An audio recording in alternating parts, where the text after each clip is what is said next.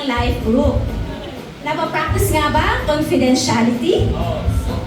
Ilan lamang yan sa mga katanungang ating sasagutin dito lamang sa Pinoy Big Blessings Life Group Edition. Wow! Sa bahay ng mga Kristiyano, hindi lamang sukatan ng pagiging mabait at matulungin ang daily task. Dahil minsan nasusubok din dito ang samahan at tiwala sa isa't isa, nakagaya na lamang ng di pagsisiwalat ng mga privado at confidential na mga pag-uusap. Ating silipin ang life group sa loob ng bahay ng mga Kristiyano. Are you ready? Yeah! Okay. Sa laging to, sa lagubang, action!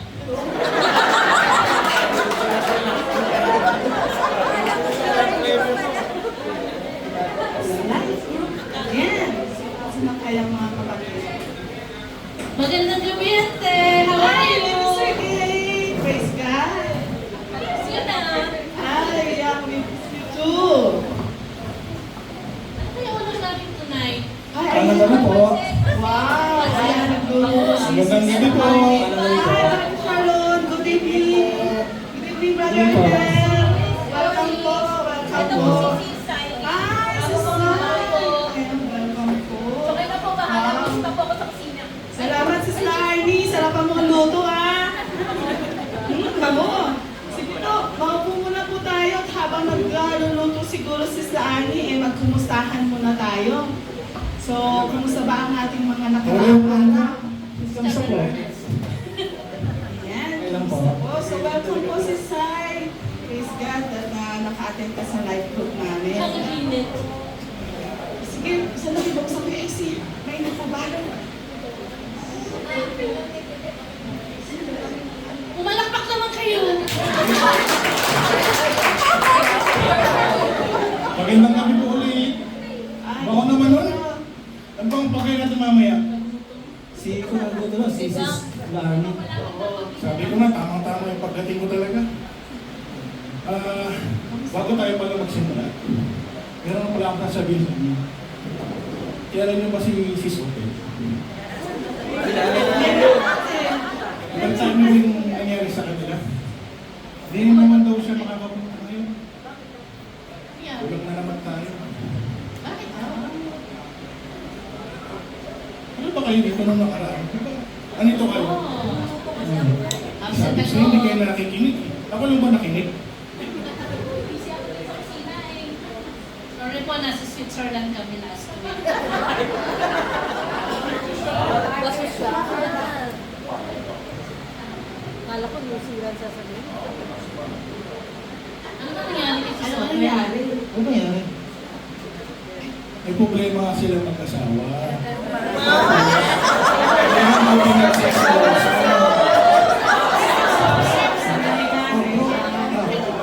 Bro, pinagsisilosan?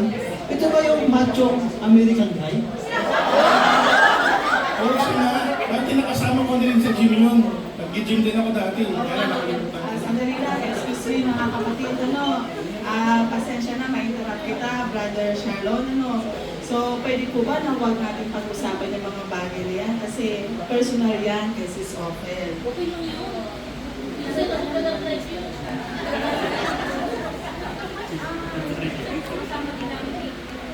Ayaw nga, let's go with sis. Pasensya na.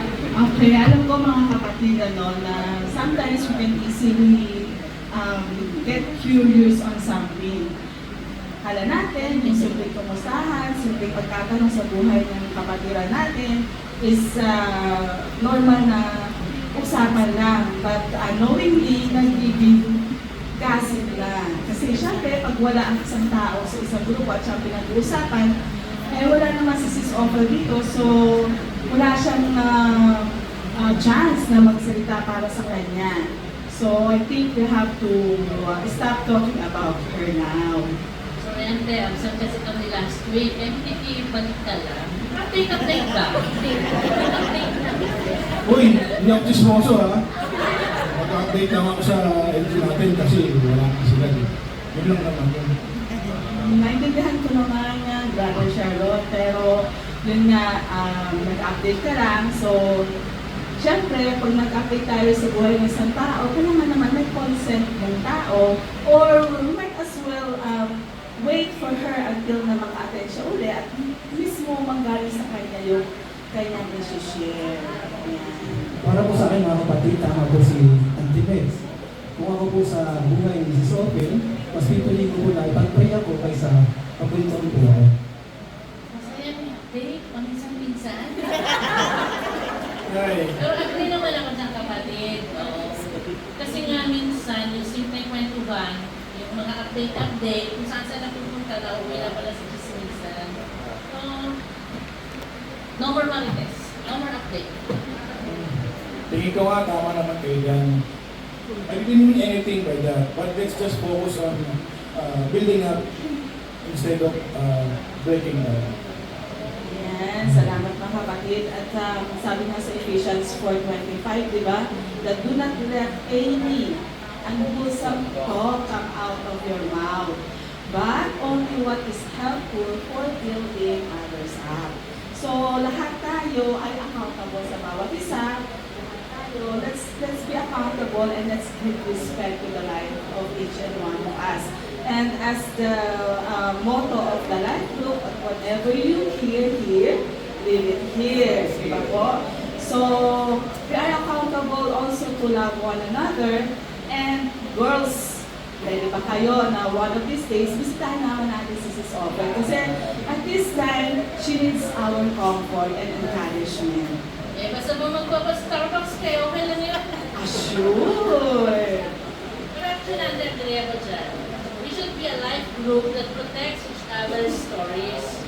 Paminsan may kwentuhan, pero let us know our limits. Amen to that. So mula ngayon, wala nang update na yan ha. Amen!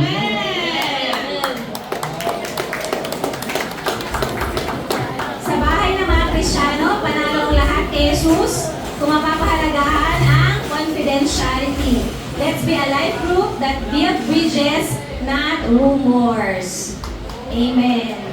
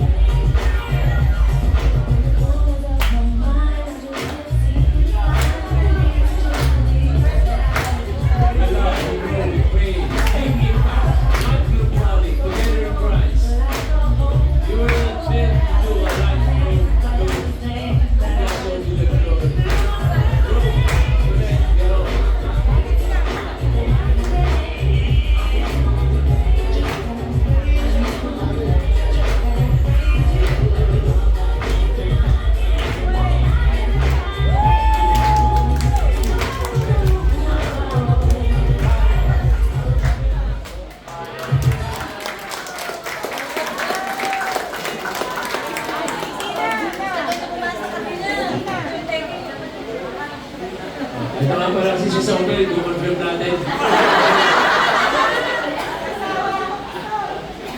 Amen, we claim that. Naka-side view. Actually, sabi ni Sis Open, natuwa siya sa kwentuhan sa kanya, may asawa siya.